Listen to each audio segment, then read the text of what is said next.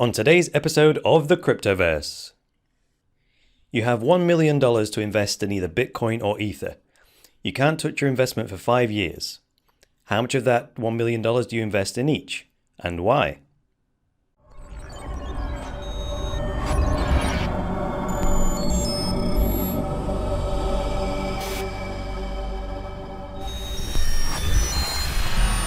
Vaultoro is the one-of-a-kind online exchange where you can trade between gold and Bitcoin. Reserves can be audited online at any time and are protected from confiscation and company failure. Sign up for a free account today by checking out the link in the video description below. Hi there guys, and welcome to the latest episode of the Cryptoverse, your regular dose of news and commentary on Bitcoin, cryptocurrencies and blockchains. I am your host, Chris Coney, and we are on Croaky Voice Day 3. Hopefully it won't be a Day 4, but we shall see. It's not going to hinder us, so let's get into a very interesting analysis today. Today we turn to the blog of the Kraken exchange. A bit of a strange source of information today, but I think you'll like it. So they've got this blog entitled Bitcoin versus Ether. Who won? Find out.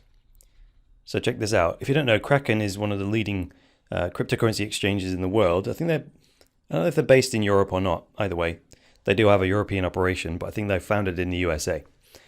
Anyway, it says Kraken, in partnership with the Economist, which is a magazine, right, asked MBA programs from around the world the following question.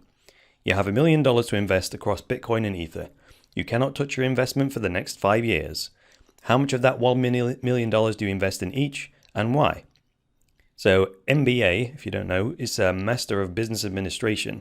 It's the gold standard of university qualifications if you want to go into, running large corporations and whatnot. Now, the best part about this thing that Kraken have done is not just that they're doing the study in the first place, but that they're openly sharing the results. And it's obviously a great publicity for Kraken themselves because it makes them look somewhat impartial, since the whole point of this study is that they're going out and asking external experts to judge between Bitcoin and Ether. So it says here that each of the 13 participating teams produced a 5-minute video and a detailed analytical paper explaining their answer and their reasoning. You can watch the short videos that each team presented to argue their case. In order to help Kraken determine the first, second, and third place winners of the contest, because you can vote for each one, and there's like $18,000 in prizes. There's a first place of $10,000, second place of something like $6,000, I think it is, and then there's a third place prize, and then there's a People's Choice prize. Now you can go ahead and watch all the videos and read all the analytical papers yourself if you want to. I'll put the link in the show notes, as always. I personally have not read every single one of the papers, and I have not analyzed them in detail because in order for me to make an episode per day, there's only so much depth that I can go into on these topics. But what I have done is a bit of a meta-analysis to give you a high-level view or a summary of the results. So here we have it. This is my Google spreadsheet here. For those of you that are listening to this episode, I'll do my best to read out the visual elements that I'm pointing to so you can get the insights without having to check the spreadsheet yourself later. Now, the main question I imagine you want to know is, who won, Bitcoin or Ether? Now, I've got 2 charts to answer that. So let me flick over to that now. I've called this one Total Investment Allocation Across All Recommendations. What I did here is I added up all the percentages from all 13 of the institutions, and then I displayed them here as a percentage. So like everyone had $1 million to invest.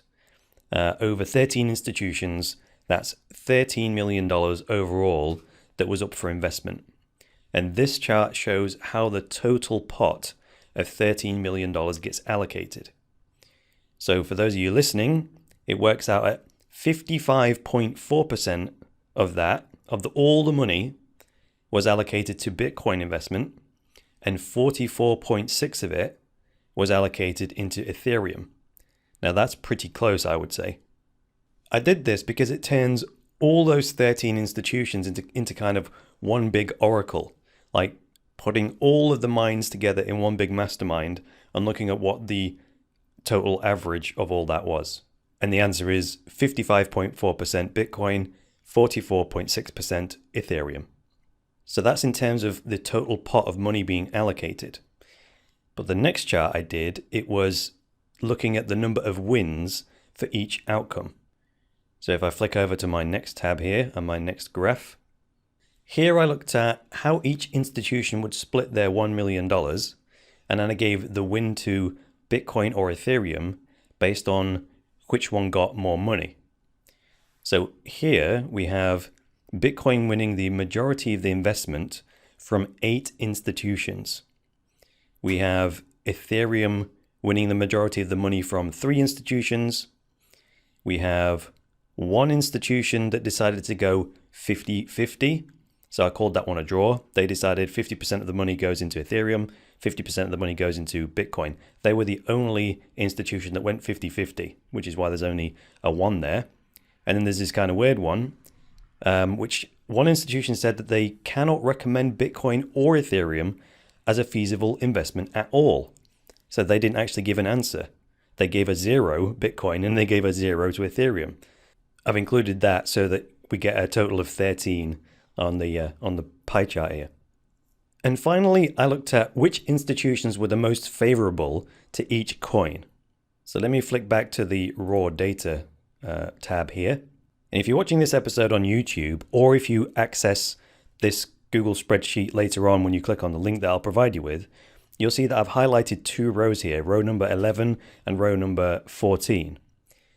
So here in orange, we have the Tuck School of Business at Dartmouth. They gave 91% of their investment to Bitcoin and just 9% to Ethereum, making them the most confident about Bitcoin amongst all of the institutions.